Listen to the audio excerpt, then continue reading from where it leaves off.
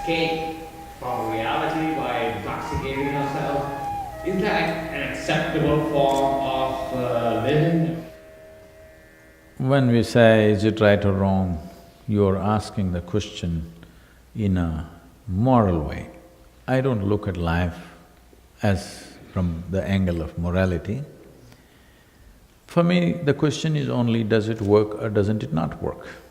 Because once we have come here as life, every life, not just human life, every life is aspiring to become a full-fledged life. Yes? A worm wants to be a full-fledged worm, an insect wants to be a full-fledged insect, a tree wants to be a full-fledged tree. And of course, a human being is aspiring to be a full-fledged human being. But we clearly know what is a full-fledged worm, what is a full-fledged insect, what is a full-fledged tree, but we do not know what is a full-fledged human being.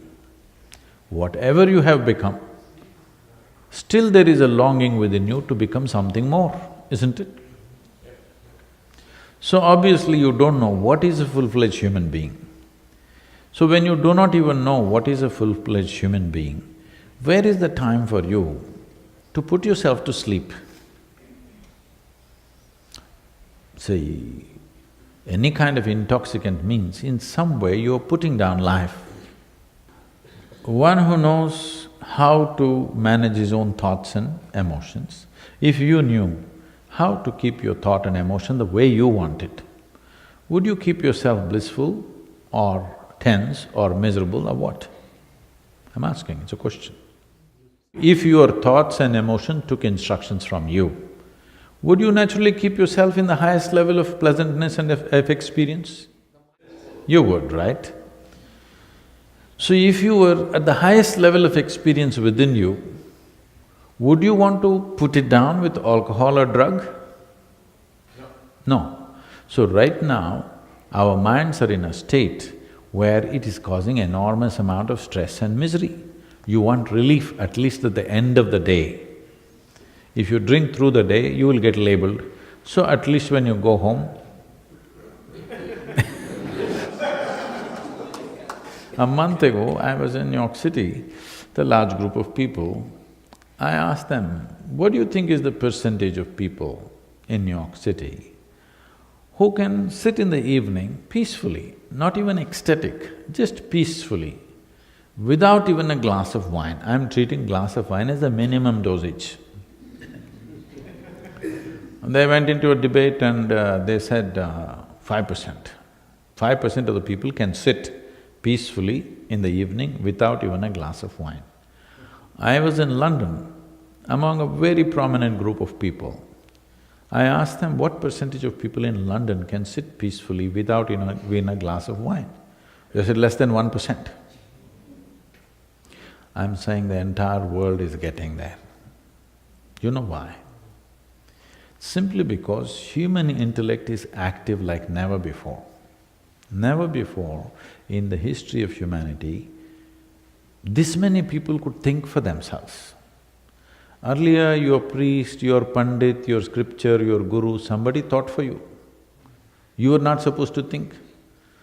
In many cultures, if you thought, they took off your head. If you thought for yourself beyond the book that was there, they usually took off your head because you were a nuisance. Yes or no? But for the first time in the history of humanity, more people are thinking for themselves than ever before.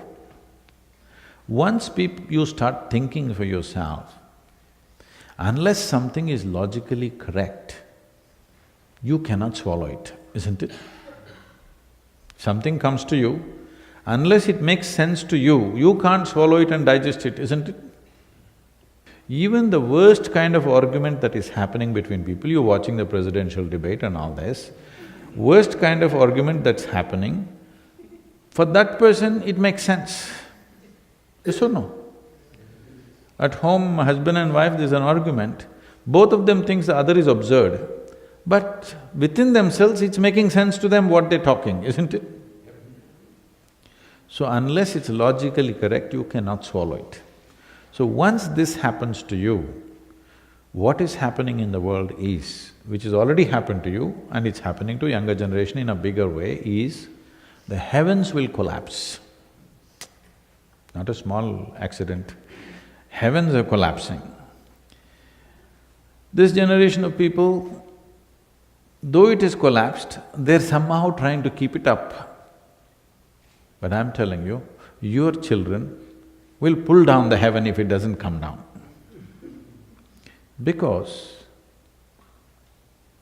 it's like this, what is there in heaven? Let's look at this. See, in Hindu heaven, food is very good. There's also drink. So if you like food and drink, you must go to Hindu heaven. It's the best place to eat.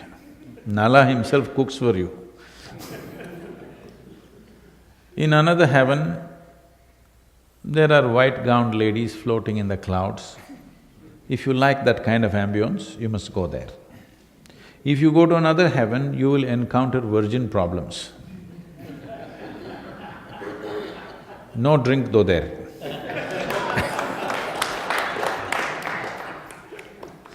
So if you like that, you go there. But how do you go there? What is the GPS to get to heaven? This happened in a Sunday school in Alabama. Sunday school teacher was on full fire. The audience was not adults, tiny tots, but full on going. So in the middle of this, in full this thing, he asked, "What do you have to do to go to heaven?" Little Mary stands up and says, "If I scrub the church floor every Sunday, I will go to heaven." He said, "Absolutely." Another little girl stands up and says, "If I share 50% of my pocket money with my less privileged friend, I will go to heaven." Correct. Another little boy stands up and says, "If I help people who are in need, I will go to heaven." Correct. Little Tommy in the back stood up and said, "You gotta die first." That's the qualification, you got to die first. When you die, depending upon what culture you belong to, we will either burn you, bury you, or throw you to the birds. One of these things we will do. What you call as my body is just a piece of this planet. It's best to put it back there when it's done. When you are done with this body, you must put it back into the earth, it's the most eco-friendly thing to do. So when you go to heaven, obviously you don't have a body. When you don't have a body, what will you do with good food and virgins? Nothing, it doesn't make any sense. So I'm saying, in the next 25-30 years, all heavens will collapse. Already it's collapsed in most people's minds. Probably the previous generation was actively thinking about going to heaven. You guys are like little, you're not going anywhere, but you are little afraid to deny it. Next generation will deny it actively. Yes or no? Your children will deny it for sure. So heavens will collapse. Heavens may collapse, but human longing to experience something more will not go. When this longing to experience something more becomes strong, the way we have managed this longing in human beings is, don't worry, you're miserable right now, but if you don't drink this evening, when you go to heaven, rivers flow with wine. Not in small cups, rivers are flowing. So this hope, once it collapses, which is already collapsing, in the next 25-30 years, it'll vanish in the world. Once this happens, then people will move towards chemicals in a big way. Already the movement is huge across the world. So now, this is not a morality issue, this is just this. Look into my eyes and say, I'm always stoned, never touched a substance. But I am all the time stoned. All of us sitting here in the same hall, we're breathing the same air, probably we eat the same food. But this moment, how I am within myself, I will not exchange this for anything in the universe. You give me the entire world, no deal. Because this is bigger than that. Because human experience is caused from within. If you take charge of it, you create the experience that you want. If you don't take charge of it, accidentally you become high. If the drink worked well, you become high, otherwise you become something else. Now, if you take charge of the basis of your experience, you will naturally cause the most pleasant experience for yourself. So, this is not about drink, this is not about drug. This is about, have you taken charge of your life or are you an accident?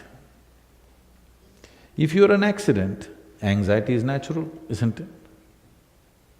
If you're anxious, you want to somehow put down life at least in the evening. If it doesn't allow you, at least in the weekend you want to go down a little bit.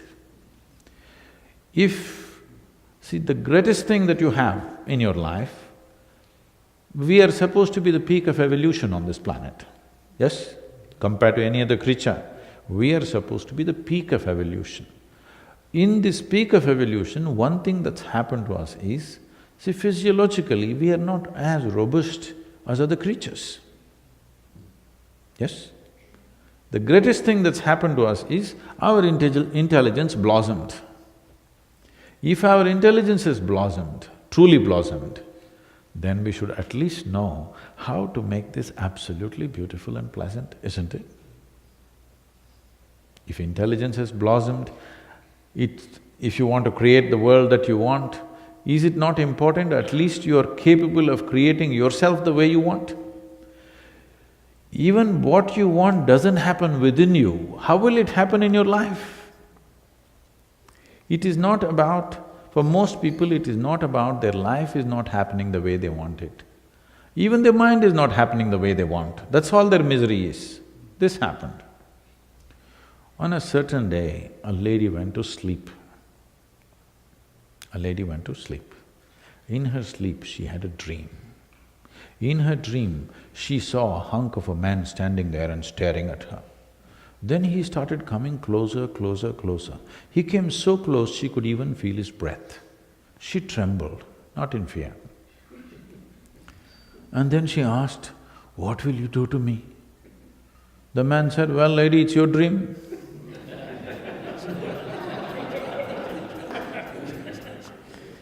What's happening in your mind is your bloody dream. Even your dream is not happening the way you want it, that's the problem. If your dream was happening the way you want it right now, would you want to drink?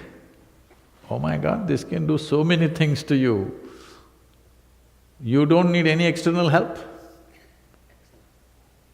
If your dream could be just the way you want, could you sit here creating absolute bliss for yourself? Yes or no? Yes.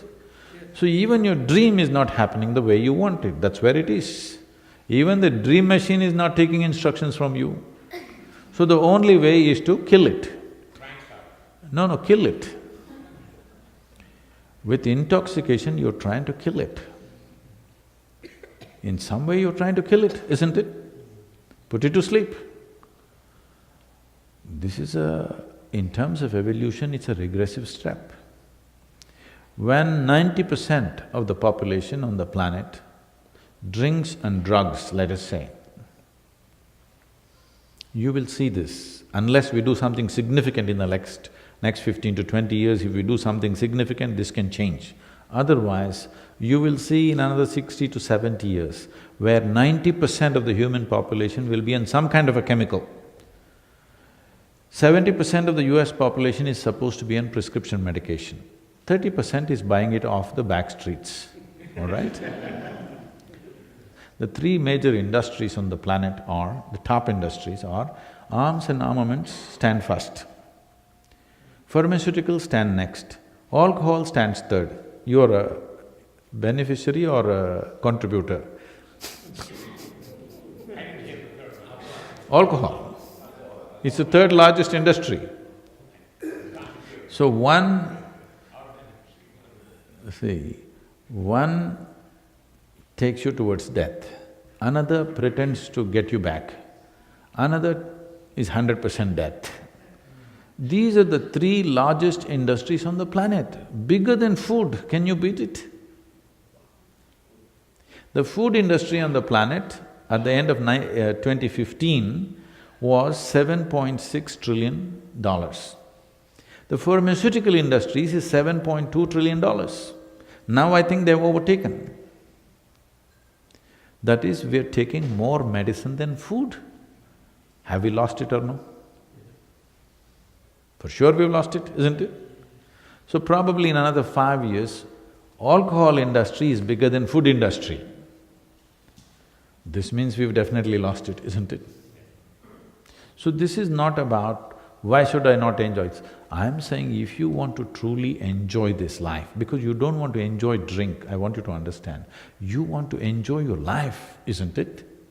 If you want to enjoy this life, I will teach you a way where you can be super intoxicated, at the same time super alert. How's that for you? Amazing. Look at me. Yeah, amazing. I'm all the time drunk. But if you want, I can just go off like this any moment. I can. You've not seen me. I can go totally intoxicated any moment because all the time I'm on, all the time fully aware. This is what needs to happen to humanity, isn't it? And every human being is capable of this. They've just not paid attention in that direction, that's all. They're going for cheap solutions.